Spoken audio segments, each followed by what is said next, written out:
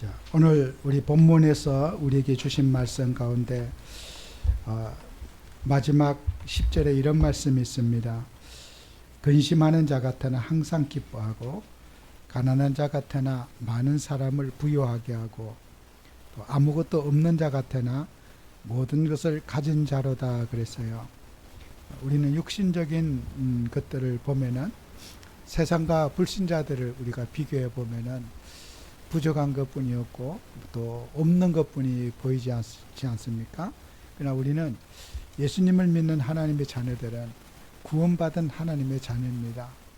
구원은 우리가 죽어서 천국 가는 것만 구원이 아니라 여러분은 세상 살아있는 동안에도 하나님은 언제나 여러분의 위기와 문제 속에서 구원을 주신 하나님이셔요.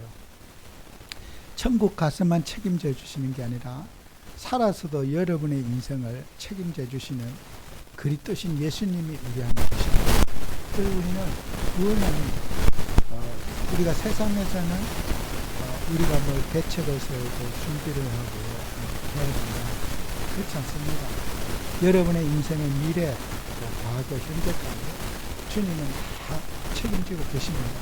그래서 우리는 구원의 확신을 가지고 살아야 됩니다. 어떤 문제가 있어도 어떤 환경이 있어도 나는 구원받은 하나님의 자녀다. 그래서 우리 성도님들이 땅에 살면서 구원의 확신이 부족한 것이 돼요. 우리가 세상의 논리대로 불안에 떨고 염려에 떨고 되는 거예요. 그래서 요한복음 5장 14절에 내 말을 듣고 나 보시니 믿는 자는 영생을 얻었고 심판에 이르지 아니하나니 그랬어요. 여러분, 세상의 모든 사람은 심판을 피할 수가 없어요. 우리는 심판에 이르지 않는다. 우리 천국에 가서 심판합니다.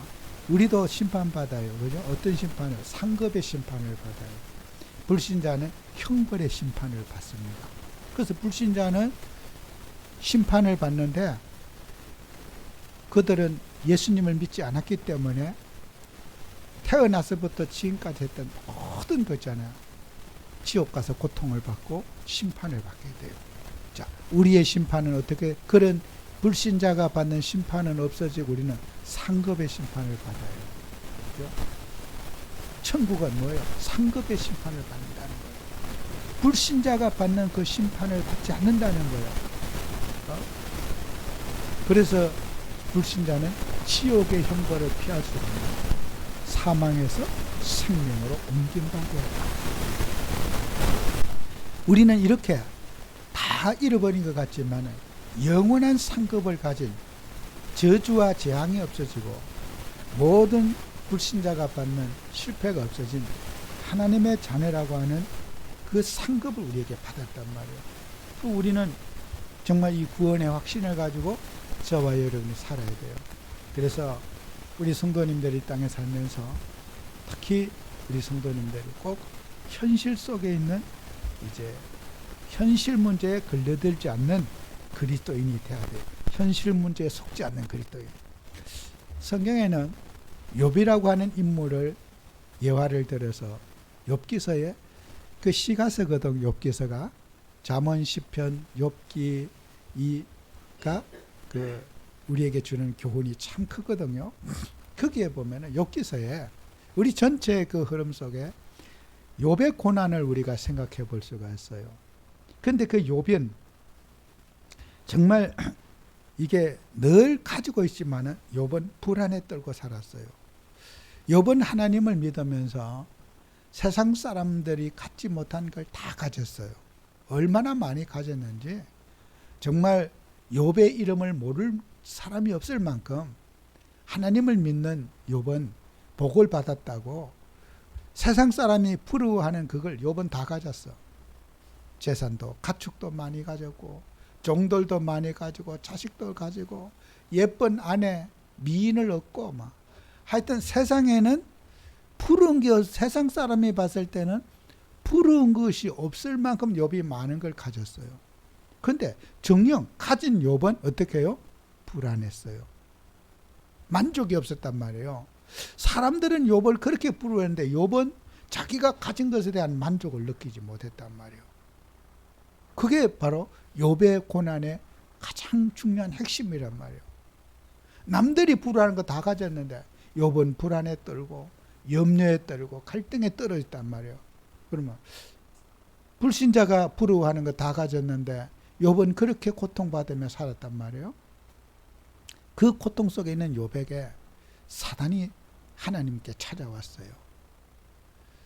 그 불안에 떨고 있는 욥에게 욥이 왜 저렇게 하나님을 잘 섬기고 하겠습니까? 욥은 세상에 가진 거 다 가졌기 때문에, 건강도 가졌고 부족함이 없도록 다 가졌기 때문에 저가 하나님을 예배하는 거 아니겠습니까? 만약에 세상 사람이 가지고 있는 그거 부러워하는 그거 없어지면은 욥도 하나님을 원망하고 하나님을 욕할 겁니다. 그랬더니 하나님께서는 사단에게 허락을 했어요. 그래, 정말 욥이 세상에 가지고 있는 거 다 잃어버리면은 하나님을 원망할 것이다 하는 그것이 맞는지 안 맞는지 한번 시험해봐라. 네가 테스트해봐라. 하나님께서 욥에게 사단으로 하여금 시험을 테스트하게 했어요. 왜 그렇게 했을까요? 욥이 가지고는 평상시에 있는 그 불신앙, 불안, 염려 때문에 하나님은 그걸 치유하기 위해서 욥에게 사단에게 시험을 허용하신 겁니다. 괜히 하나님이 사단에게 욥을 괴롭히라고 하나님이 미션을 주지 않았을 겁니다. 욥이 평상시에 불신자가 하나님의 자녀가 되어서도 불신자하고 비교하면서 불신자가 당하는 어려움과 고난이 나에게도 올 것이라고 하는 그 불안감을 하나님은 치유해 주시기를 주님 원하신단 말이에요. 너는 불신자와 다르다. 하나님의 자녀다. 운명과 저주에서 해방받았다는 이 믿음의 확신을 욥에게 심어주시기 위한 방법이었습니다. 그래서 욥이 이제 사단이 내려가서 어제 하루는 보니까 가축들이 다 죽어버렸어요. 소, 돼지, 짐승들, 양들 싹 다 죽었어요. 그냥 한 마리씩 순차적으로 죽는 게 아니고 막 몰살해버려. 그냥 눈 떠보니까 싹 다 죽어버려요. 또 나오니까 종이 다 적사해버려요. 병 들어가고 병원에 가고 치료하고 이런 게 아니고 그냥 가니까 종이가 확 꼬꾸라져 다 죽어버리죠. 이게 무슨 장난 같죠, 그죠? 가축들이 병들어 죽는 것도 아니고 하루아침에 멀다 싹 다 시시 다 죽어버리죠. 종도 하루아침에 꼴꼴하고 다 죽어버리죠. 자식도 꼴꼴하고 다 죽어버리죠. 이게 나중에는 이게 있는 거 자기가 가진 거 다 없어졌어요. 이제 가진 거는 몸뚱아리 하나라. 그래 몸은 또 건강하단 말이에요. 몸이 건강하면 장가도 다시 가고 죽은 자식 다시 놓으면 되고 그러니까 사단일 거예요. 몸이 또 건강하죠. 그래 몸도 쳐봐라. 몸이 썩어가지고 이제 완전히 몸에서 구더기가 불불 끓어요. 그런데도 욥은 어떻게 해요? 욥의 아내가 옆에서 그러는 거예요. 당신이 정말 그렇게 뻔뻔하게 죄진 걸 준데 이렇게 폭삭 망하느냐? 뭔가 하나님 앞에 당신이 뭔가 죄를 지었기 때문에 이런 거 아니냐? 그렇게 모가지 뻣뻣하면은 그렇게 회개 안 할 것 같으면은 하나님을 저주하고 죽어라. 그래. 욥의 대답이 그러죠. 욥기서 3장 2장 10절에 그가 이르되 그대의 말이 한 어리석은 여자의 말 같도다. 우리가 하나님께 복을 받았은즉 화도 받지 아니하겠느냐 하고 이 모든 일에 욥이 입술로 범죄하지 않았다. 그죠? 비록 욥이 많은 문제를 했겠지만은 하나님이 나를 구원하신 그 구원의 축복에 대해서는 욥은 잃어버리지 않았어요. 나는 하나님을 저주할 수는 없다.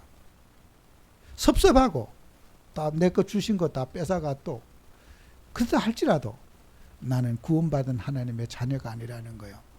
영원한 천국을 가진 자녀가 아니라는 거예요. 사단이 욥한테 실패한 거예요. 그죠? 여러분, 우리는 많은 하나님 자녀가 비교할 게 따로 있지 불신자하고 비교하지 마세요. 여러분 주변에 불신자가 어떻게 망하고 어떻게 성공하고 어떻게 불신자가 잘 됐더니 저 사람 안 됐더라. 다 우리는 그런 세계를 어릴 때부터 머릿속에 완전히 세뇌당하였어요. 불신자가 미래에 대한 실패, 불안, 염려가 우리는 살아오면서 머릿속에 완전히 세뇌가 당했어요. 그래서 성도가 받은 축복을 모르고 불신자 논리로 내가 불안과 염려에 떨어지는 거예요. 욥도 고난 속에서 욥 자신이 발견된 게 있어요. 욥기서 3장 25절 26절에 보면은 내가 두려워하는 그것이 내게 임하고 내가 무수하는 그것이 내 몸에 미쳤구나 그랬어요. 내가 평상시에 두려워하는 거, 무수하는 거. 불신자가 이렇게 부자 됐다 어느 날 쪽박 찬 거 봤는데, 불신자가 건강하고 막 목에 힘주고 살다가 암 걸려 죽는 거 봤는데, 내가 암 걸리면 어떡할까? 그죠? 불안. 여러분 그런 거 많이 봤잖아요. 그죠? 혹시 내가 불신자가 걸리는 그 중병 걸려갖고 내가 그 상황이 되면 어떡할까? 평상시에 내가 두려워하는 그거, 내가 불안해하는 그거 내게 닥쳐오면 어떡할까? 자식 지금 건강하게 잘 사는데 자식 없어지면 어떡할까? 그죠? 재산 다 까먹는 날 오면 어떡할까? 늘 평상시에 자기에는 받은 축복이 누려지지 않고 불안이 엄습했다는 거예요. 그 욥에는 뭐라고 해요? 26절에 나에게는 평온도 없고 가지면 가질수록 내게는 불안만 오지 평온이 없다는 거예요. 평안이 없다는 거예요. 다 가졌는데도 안식도 없다는 거예요. 휴식, 마음이 쉴 수가 없다는 거예요. 잠도 못 잔다는 거예요. 걱정이 돼갖고 밤에 불면증이 와가지고 오늘 우리 집에 문제 없지만은 날 새고 나서 문제 오면 어떡할까? 잠도 안 와요. 불면증이 와가지고 잠도 못 자. 걱정이 돼가지고 욥의 영적 상태, 다만 내게 불안만 있구나. 그래서 평안이 없다는 거예요. 그죠? 우리 예수님이 주신 복음은 달라요. 우리는 내가 가진 복음이 어떤 복음인지를 확인하고 살아야 돼요. 예수님은 우리에게 성령을 우리에게 선물로 주시면서, 예수님이 성령은 뭡니까? 요한복음 14장 25절 27절 보면은 보혜사 곧 아버지께서 내 이름으로 보실 성령, 그가 너에게 모든 것을 가르치고 내가 너에게 말한 모든 것을 생각나게 하리라. 27절에 평안을 너희에게 끼치노니 곧 나의 평안을 너희에게 주노라 그랬어요. 성령은 뭡니까? 평안을 주시는 거예요. 하나님께서 우리에게 평안, 행복을 우리에게 주신다는 거예요. 우리 예수님께서 이 땅에 오셔서 우리에게 평안의 복음을 우리에게 주셨다는 거예요. 여러분은 예수님으로 행복해야 됩니다. 예수님으로 만족해야 돼요. 우리 성도님들의 모든 삶이 예수가 내 인생의 답이 되고 예수가 만족이 되고 예수가 여러분의 인생의 기쁨이 되어야 돼요. 눈에 보이는 것에 현실에 속지 말고 예수로 만족하면 돼요. 욥이 매일같이 피제사 드렸어요. 짐승 잡아서. 거기에 평안을 못 누렸어요. 내가 가진 저주, 재앙을 그 짐승의 머리에 안수하고 짐승이 대신 죽었는데 양은 잡고 손은 잡았지만은 내가 그 위에 올라가지 않았어요. 욥은. 그 불안까지도 염려까지도 주님의 십자가에 올라가야 되는데 욥은 늘 양 잡고 소 잡아도 그는 자기의 인생의 문제가 내가 가지고 있지 예수님의 십자가에 올라가지 못했어요. 그 짐승의 머리에 전가시켜야 되잖아요. 내가 가진 불안, 염려, 저주, 재앙을 짐승의 머리에 그걸 전가시켜야 되는데 복사해서 거기다 갖다 올려야 되는데 짐승만 죽었지 내 인생의 불안은 내가 갖고 있고 애꿎은 짐승만 매일 잡은 거예요. 오늘 우리 예수님만 십자가에 매달려서 안 됩니다. 우리 예수님의 십자가 위에 내 염려, 불안, 걱정 다 주님의 십자가에 올려놓는 응답 받으셔야 돼요. 내가 가지고 있는 거 아니에요. 모든 문제를 주님의 십자가에 올려놓고 그분과 함께 죽고 그분과 함께 살아야 되는 거예요. 그죠? 우리는 십자가를 경험하지 못한 거예요. 성도들이.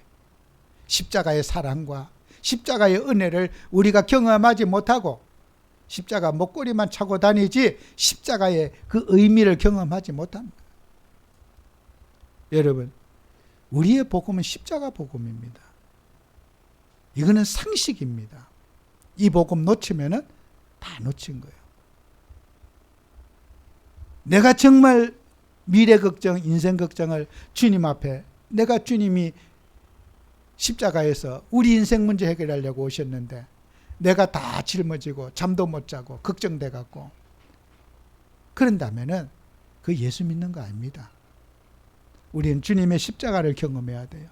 그 십자가의 사랑과 십자가의 은혜를, 십자가의 공로를, 피제사의 공로를 우리 가슴속에 늘 누려야 할 것입니다. 우리의 복음은 십자가의 복음입니다.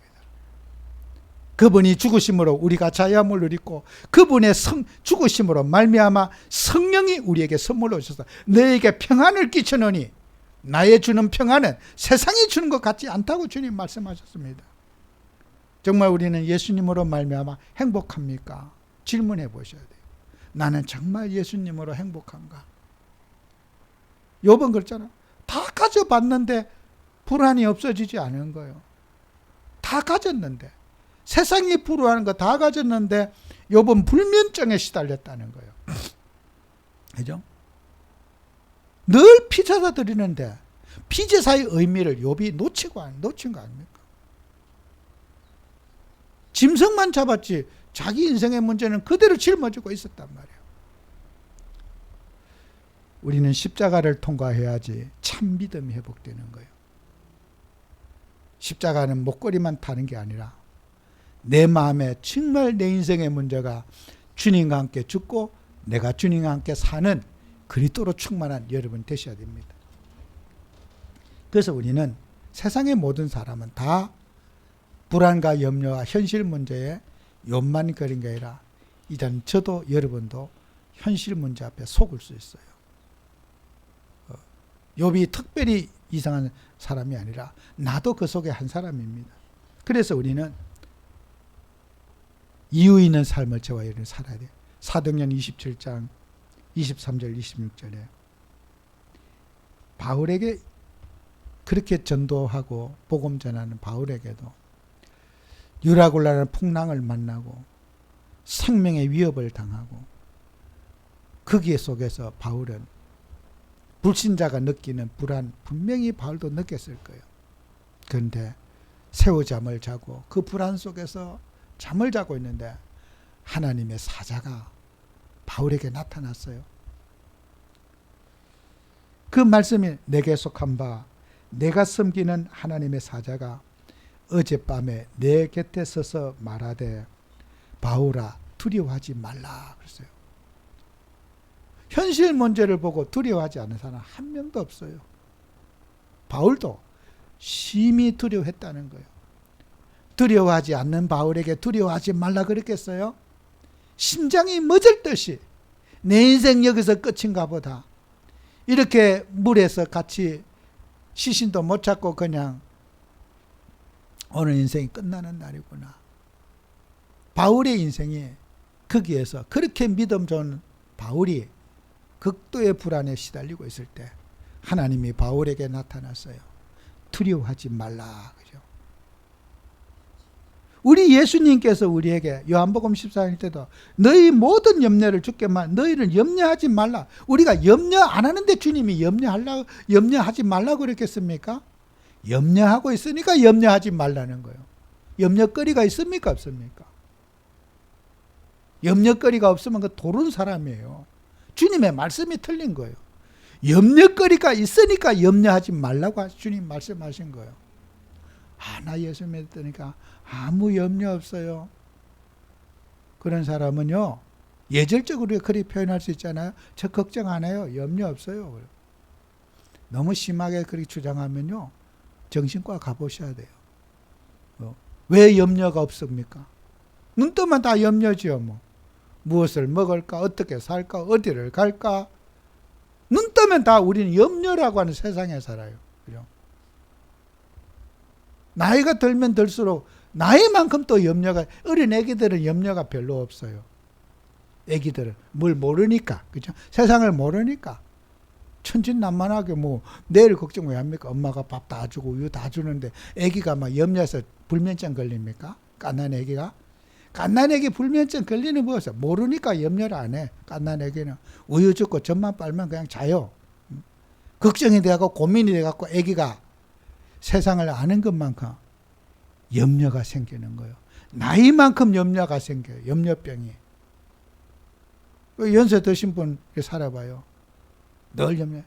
제 어머니 늘 내가 어머니 별명 김염려 권사님 그러고 권사님 이름 바꿔서 김염려 권사님. 내가 뭐 어디 길 조심해라. 어디 뭐 조심해라. 그래 염려 권사님 또 염려. 그냥 농담 같지만 저는 그렇지 않아요. 사람이 나이가 많으면요 경험이 많아가고 야 길 조심해라, 차 조심해라, 뭐 해라. 집에서 뭐 그런 거 안 할 수도 되는데 무엇 때문에 차 조심, 길 조심, 사람 조심해라, 주의해라. 여러분 보세요. 내가 세상의 경험을 한 것만큼, 세상의 맛을 본 것만큼 염려는 여러분의 몸속에 꽉 뿌리 내렸어요. 그래서 예수님 그랬어요. 너희가 천국을 얻은 너희가 요한복음 14장 1절 6절 그러잖아요. 내 아버지 집에 거할 곳이 많도다. 천국에 가는 너희들이 뭐 때문에 그렇게 염려병에 걸려내는 거예요. 여러분 염려는 내 것이 아닙니다. 인생의 체질이고 인생의 이게 사단의 뿌리예요. 염려와 싸우시기 바랍니다. 이게 우리 이제 바울아 두려워하지 말라. 안 두려워하는 사람이 없어요. 두렵지 않은 것처럼 보일 뿐이죠. 그죠? 두렵지 않은 것처럼 보일 뿐이에요. 그죠? 불신자들도 심장이 늘 불안에 떨고 있어요. 안 두려운 것처럼 연기하고 있는 거예요. 그게 속으시지 말아요. 저 사람 예수도 안 믿는데 행복해 보이고 얼굴이 막 화색이 좋고 막 염려 걱정이 없다고. 여러분 그 심령에 들어가 보지 않아서 그래요. 속지 마세요. 우리 하나님의 자녀들은 예수님으로 말미암아 행복을 누리고 평안의 복음을 누리는 우리가 되도록 하자. 그게 주님의 뜻이에요. 저는 너무도 감사한 게 철딱서니 없이 이 자리까지 살아왔고 너무 주님 앞에 받은 혜택이 많아요. 저도 동료 우리 목사님 처음 오면 참 남다른 고생 많이 하시고 어려움 많이 당하시고 얘기를 들을 때마다 내가 너무 미안할 정도로 나는 하나님 앞에 혜택을 참 태어나서부터 과분하게 많이 받고 살았는데 저분들은 남다른 고생을 하시고 어려움 당하고 내가 불평한다면 말이 되겠나. 나는 나쁜 놈이다 진짜. 저렇게 어렵게 힘들게 살면서도 내색하지 않고 저렇게 잘 정말 수고하시는데 참 내가 이 받은 혜택을 과분한 혜택을 내가 어디에다 보답하고 살까. 사랑을 내가 하나님 앞에 이렇게 혜택만 받고 살다가 정말 빚쟁이로 살다가 죽으면 어떡할까. 내가 받은 혜택을 수많은 목사님들에게 선교사님들에게 이 받은 혜택을 나누면서 살아야 돼. 어떤 집에는 교회 간다고 얻어맞고 핍박받고 진짜 막 집에서 쫓겨나고 나는 그런 적이 없어. 교회 가면 칭찬 들었지. 교회 간다고 어디 두드리고 맞고 그런 적이 없거든요. 당당하게 얼마나 좋은 혜택을 받고 자랐어요. 밥을 한번 굶어 봤습니까? 막 쌀 걱정을 해본 적이 있습니까? 우리 뭐 나이 드신 목사님은 막 밥도 굶어가며 사신 분도 많아요. 나는 그런 고생을 한 적이 없어요. 얼마나 정말 과분한 혜택을 받고 자랐습니까? 얘기를 듣다 보면 참 공감이 안 가도 아이고 참 힘들게 사셨구나. 여러분 우리가 사람이 살아오면서 정말 우리가 하나님 앞에 혜택을 너무너무 많이 받고 살았어요. 우리가 받은 혜택을 나눠주고 섬겨주고 사는 우리가 되자. 저는 우리 노회, 총회, 목사님들 정말 어렵고 힘들고 선교사님들 여러 가지 열악한 환경에서 한 번도 불평하지 않고 내색하지 않고 수고하시는 분들에게 우리가 받은 사랑과 혜택을 나누고 섬기며 살아가면은 조금이라도 빛을 갖고 살아갈 수만 있다면은 제 인생의 기도 제목이에요.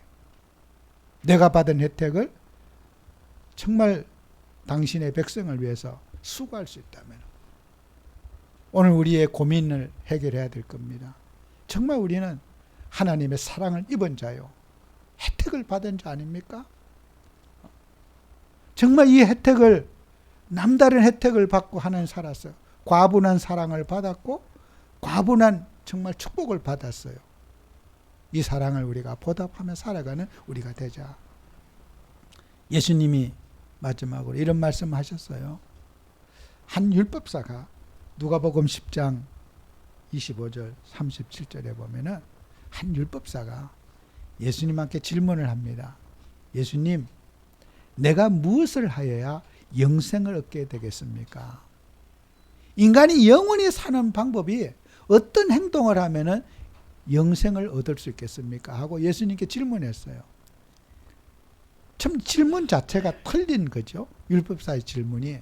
우리는 예수님을 구주로 영접할 때 구원받지 않습니까? 무슨 행동을 해서 구원받는 게 아니잖아요. 율법사의 구원과는 틀린 거예요. 그죠? 질문 자체가 틀린 거예요. 틀린 질문에는 틀린 답이 나올 수밖에 없어요. 그렇죠? 여러분 시험을 보는데 문제가 틀린 출제를 했어. 답도 틀린 거예요. 답이 있는 문제를 질문해야지 정답이 나오는 거예요. 그죠? 우리가 4명 고르는 사지선다형에서 문제를 냈어. 4문제 다 문제에 4가지 다 찍는데 답이 없어. 그러면 그 문제 틀린 거예요. 그죠? 이 율법사의 질문은 틀린 질문이에요. 답도 모르는 질문을 한 거예요. 무엇을 하여야 영생을 얻으리까? 이 질문이었어요. 이 율법사의 질문은 질문 자체가 말 안 되는 질문을 했어요. 예수님께. 그때는 예수님이 답변을 하시는 거예요.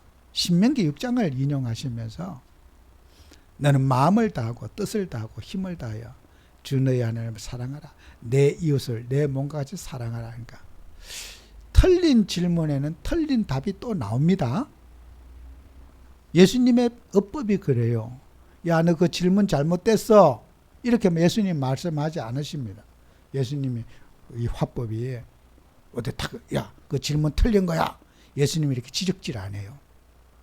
틀린 질문엔 틀린 답을 주시면서 교육하시는 거예요. 참 예수님의 이 대화 방법이 온유하고 부드러워요. 야, 말 똑바로 해. 이렇게 안 한다니까요. 예수님은 말 따지지 않아요. 틀린 질문을 해도 예수님은 온유하게 싹 받아주셔. 그게 예수님의 화법이에요. 말 따지지 않습니다. 그러니까 예수님 뭐라고 대답하십니까? 신명기 6장을 대하면서 마음과 뜻을 다하고 내 이웃을 내 몸같이 사랑하라. 그랬더니 또 율법사가 또 틀린 말을 또 찌끄립니다. 뭐라나? 이웃이 누굽니까? 그러면 내 몸과 같이 사랑해야 될 이웃을 좀 골라주세요. 그런가? 이게 이제 틀린 질문에 틀린 대답에 틀린 말에 이게 완전히 이제 중구난방한 거예요. 내 이웃이 누굽니까? 그러면 옆집에 아저씨 아줌마입니까? 내 이웃이 질문한 거예요. 그래서 예수님께서는 이제 여기에서 비유를 또 말씀하시는 거예요. 내 이웃이 누굽니까? 내 몸과 같이 사랑할 수 있는 이웃이 누구를 내 몸처럼 사랑해야 됩니까? 물으니까 예수님이 이런 대답을 하시는 거예요. 예루살렘과 여리고로 가는 길에 한 사람이 강도를 만나갖고 죽도록 맞고 그냥 완전히 사람이 뻗어갖고 상처투성이고 있는데 몸도 움직이지 못하고 가누지 못하는 실신 상태에 있는데 그게 마침 길을 가던 제사장이 딱 보더니 그냥 보고 쓱 지나가더라. 그 다음에 좀 있다가 또 있으니까 레인이 쓱 지나가더라. 그냥 한번 쳐다보고 그 상황을 가더라. 그 다음 세 번째 누구냐? 사마리아 사람이 그 뻗어 있는 길거리에 퍼져 있고 피 흘리고 터져 있는 사람 보더니 씻기고 상처를 싸매주고 감싸주고, 시간이 없어 이제 안 되니까 우리 돈으로 한 35센트, 몇백 원도 안 되는 거 그거 주면서, 있는 돈 주면서, 이 사람 이거 갖고 치료해 주십시오. 내가 오는 길에, 볼일 보고 오는 길에 들려서 다시 지불해 드리겠습니까? 예수님이 질문합니다. 이 율법사에게. 누가 내 이웃이냐? 그죠? 어려움과 문제 속에 빠진 그 사람에게 반응하는 그 사람이 바로 이웃이다. 내 이웃이다. 옆집에 산다고 이웃이 아니다. 성경을 문자적으로 너는 율법사로 보지 말고 너의 이웃을 찾아라. 내가 보답하고 사랑하고 헌신할 수 있는 대상을 찾아라. 예수님이 그 율법사에게 말하는 거예요. 제사장과 레위인은 당연히 제사장의 직업으로서 그들을 싸매주고 돌봐야 될 역할을 하는 사람이 그 직무를 유기하고 버렸지 않느냐.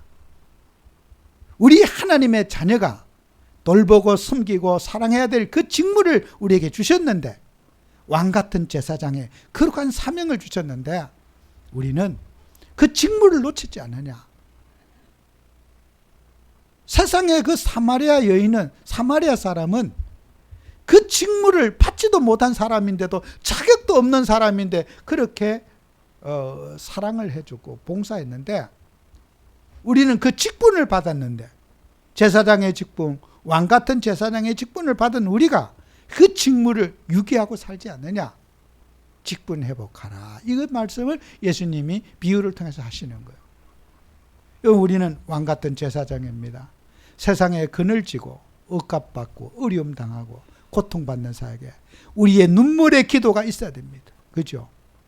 죽을 놈 죽어라가 아니라 사람의 아픔을 나의 아픔으로 가슴에 담고, 정말 우리는 하나님 앞에 국가를 위해서, 미래를 위해서, 북녘의 동포들 위해서, 우리는 고통과 억압이 있는 그 현장에